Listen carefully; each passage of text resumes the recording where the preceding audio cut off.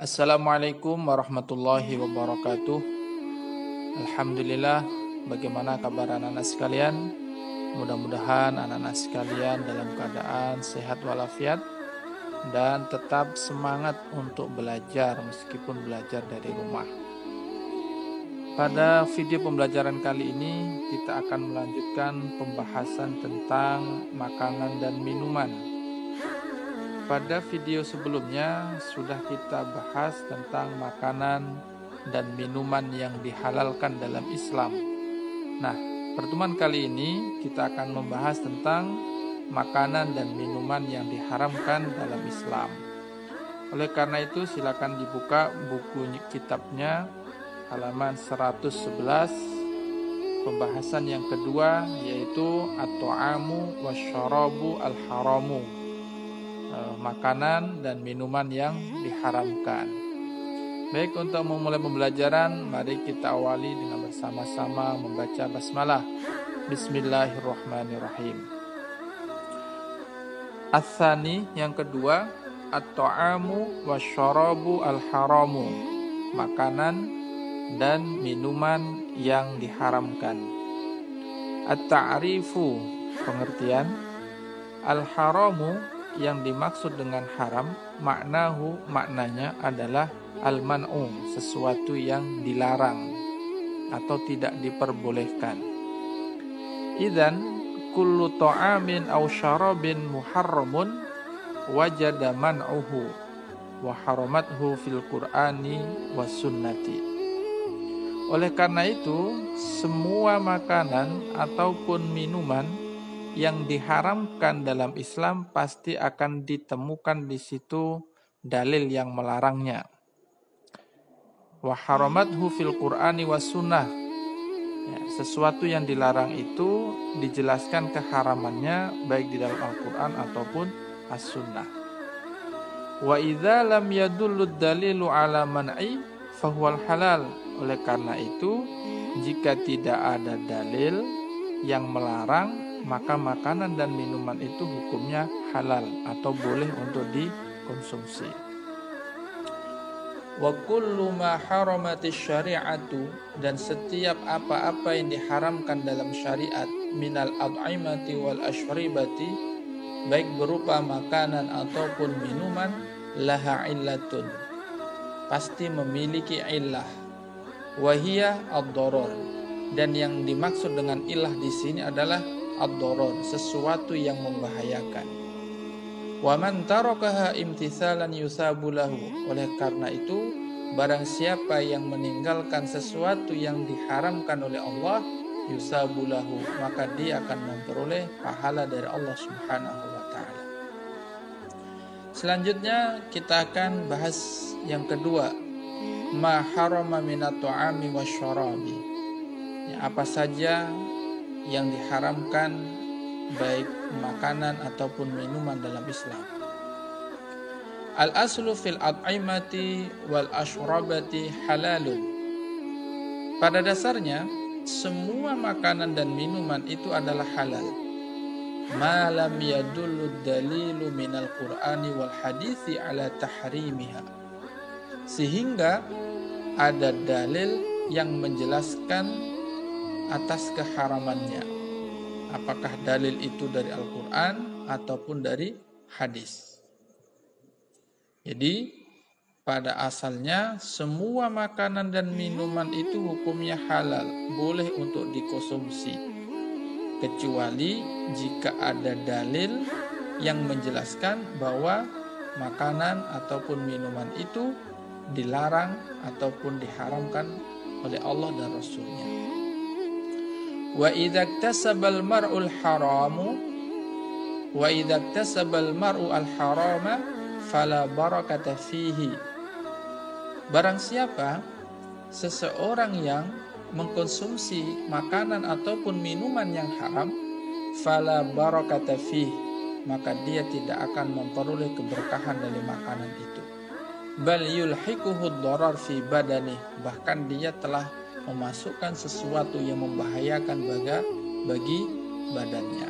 Wa hurumatil at'imati fil ghalibi yanqasimu ila qismaini. Diharamkannya makanan pada umumnya itu dibagi dalam dua kategori. Huma al-haramu lidzatihi ay al-hukmul asli minhu haramun. Yang pertama adalah diharamkan karena zatnya memang sesuatu yang diharamkan oleh Allah Subhanahu wa taala. Jadi keharaman yang pertama ini haram karena jenisnya. Memang makanan dan minuman itu hukum asalnya, jenis yang pertama adalah daging babi. Kullu syai'in yatakawwanu min ansyiril khinziri fi ayyi syaklin fayahrumu. Segala sesuatu yang mengandung babi, apapun itu bentuknya, maka haram.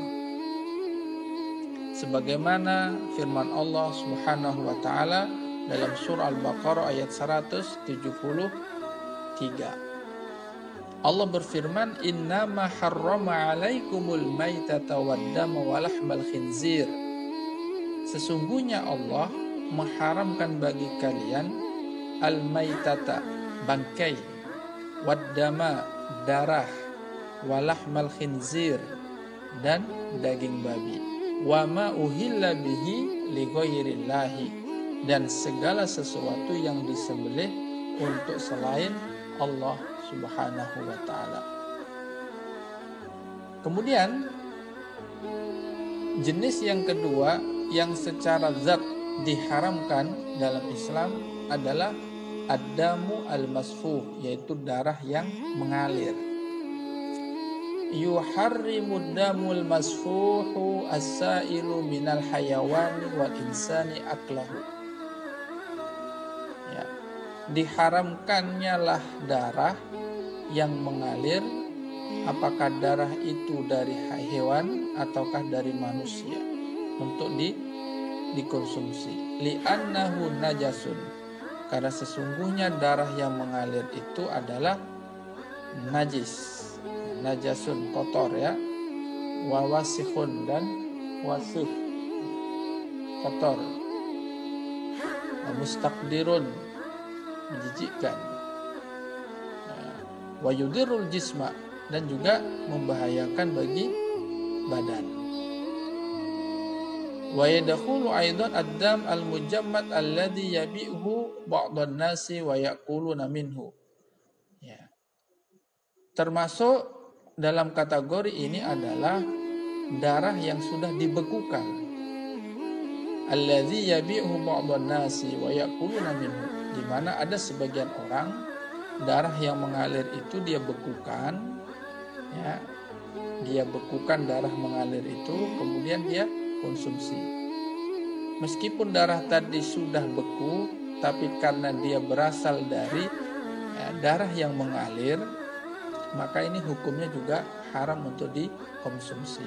Biasanya orang motong, kemudian darah dari sembelihan itu dia tampung, lalu dia rebus atau dia masak, lalu menjadi menggumpal. Nah, ini menjadi haram untuk dimakan.